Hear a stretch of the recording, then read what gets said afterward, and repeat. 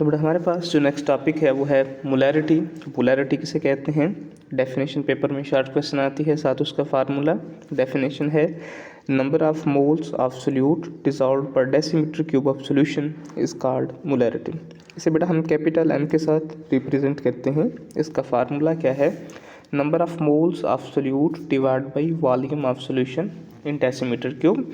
ये वाला जो फार्मूला है इसको थोड़ा सा इलेबोरेट करके लिखना हो तो इस फार्मूला में हमारे पास ये वाली जो वैल्यू है जिसे हम कहते हैं number of moles of solute, ये वाले जो हमारे पास number of moles of solute हैं, इस number of moles of solute को थोड़ा सा अगर हम ओपन करके लिखें तो हमारे पास ये किस चीज़ के इक्वल आते हैं? ये इक्वल आते हैं mass of solute divide by molar mass of solute. और इसका जो नीचे डिनोमिनेटर है, इस डिनोमिनेटर को हम साइड पे लेकर करके लिख देते हैं 1 divide by volume of solution in decimetre cube. इस तरह से हमारे पास ये वाला जो है एक और फार्मूला जो है वो बन जाता है मोलैरिटी के लिए। इसके बाद हम इसकी एग्जांपल देखते हैं कि अगर हमने 1 मोलर सोल्यूशन जो है वो बनाना हो ग्लूकोज का तो किस तरह से प्रिपेयर करेंगे। इस मिसाल में सबसे पहले नंबर पे हम लेंगे एक मेरिंग फ्लास्क लेंगे। उस मेरिंग फ्लास्क का जो वॉल्यूम है वो हम 1 डेसीमीटर क्यूब जो है वो चूज़ करेंगे और उस मेरिंग फ्लास्क के अंदर हम क्या करेंगे, 1 मोल का जो मैस है हम ग्लूकोज का वो ऐड करेंगे। वो उसकी वैल्यू कितनी है? 180 ग्राम। ये इसका मोलर मैस है। ये वाला जो मोलर मैस है इस मेरिंग फ्लास्क के अंदर हम क्या करेंगे, ऐड करेंगे और ऐड करने के बाद इसको पानी के साथ फिल करेंगे। तब तक फिल करेंगे जब तक ये वाला जो वाटर है इस मार्क के इक्वल नहीं आ जाता, तब तक हम इसको फिल करते रहेंगे। इस तरह से जो सोल्यूशन बनेगा उस सोल्यूशन को हम कहेंगे ये 1 मोलर सोल्यूशन है। इसके बाद दूसरी चीज़ है इसकी डिपेंडेंस ऑन टेम्परेचर। टेम्परेचर के साथ इसकी क्या डिपेंडेंस है? इस डिपेंडेंस को समझने के लिए हमारे पास जो फार्मूला है उस फार्मूला की तरफ आते हैं। Molarity is equal to number of moles of solute divide by volume of solution in decimetre cube. जैसा कि आप जानते हैं कि वॉल्यूम और टेम्परेचर का एक रिलेशन है कि अगर हम टेम्परेचर चेंज करते हैं तो वॉल्यूम ऑफ मैटर जो है वो चेंज कर सकता है। इस तरह से जब ये वॉल्यूम चेंज होगा तो उससे मोलैरिटी भी चेंज हो जाएगी। इसी के बाद हम दूसरी जो चीज़ इसमें डिस्कस करेंगे वो दूसरा शॉर्ट क्वेश्चन है, वो है molality.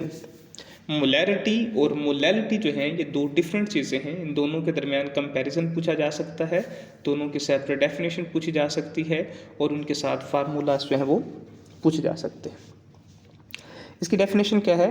Number of moles of solute dissolved इन 1000 ग्राम या फिर 1 kilogram of solvent is called molality of solution. इसे रिप्रेजेंट करने के लिए स्मॉल m जो है वो इस्तेमाल किया जाता है। इसकी जो फार्मूला है वो किस तरह से है? वो है number of moles of solute divide by mass of solvent in kilogram. Again उसी तरह से इस फार्मूले को अगर इलेबोरेट करना हो तो इसमें जो number of moles of solute हैं इसको अगर हम क्या करें, इलेबोरेट करें तो वो किस चीज़ के इक्वल होते हैं?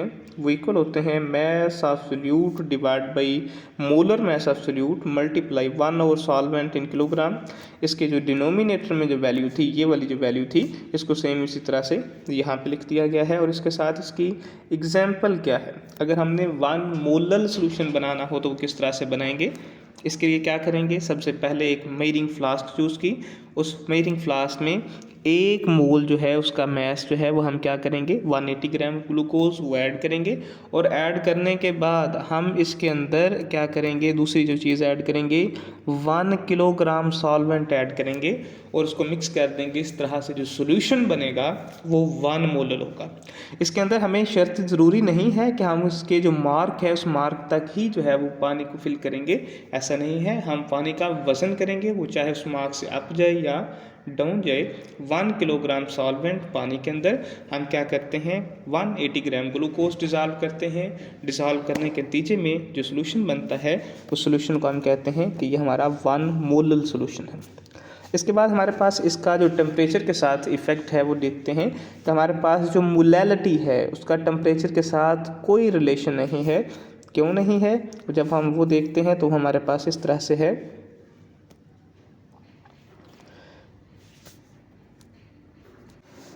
तो बड़ा हम इसमें इफ़ेक्ट ऑफ टेम्परेचर देख रहे थे कि हमारे पास टेम्परेचर का किस तरह से इफ़ेक्ट है। हम फार्मूला लिखते हैं, वो फार्मूला है number of moles of solute divide by mass of solvent in kilogram. क्योंकि जो हमारे पास मैस है वो टेम्परेचर डिपेंडेंट नहीं है, इस वजह से मोलैलिटी जो है उसके ऊपर टेम्परेचर का कोई इफेक्ट नहीं है, चाहे टेम्परेचर इंक्रीज़ हो या डिक्रीज़ हो, मोलैलिटी में कोई फ़र्क नहीं आएगा। अलबत्ता मोलैरिटी जो है जिसे हमने पहले डिस्कस किया है वो टेम्परेचर चेंज करने से उसकी वैल्यू में फ़र्क आता है। इसके बाद नेक्स्ट है मोल फ्रैक्शन। मोल फ्रैक्शन एक डेफिनेशन है जो पेपर में शॉर्ट क्वेश्चन आती है। The mole fraction of any component in a mixture is the ratio of number of moles of that component to the total number of moles of all component present in mixture is called as mole fraction। इसे समझने के लिए एक example है, हमारे पास suppose करें 3 तरह के जो कंपोनेंट्स हैं वो हैं A, B, C और उनके नंबर ऑफ मोल्स क्या हैं Na, Nb एंड Nc।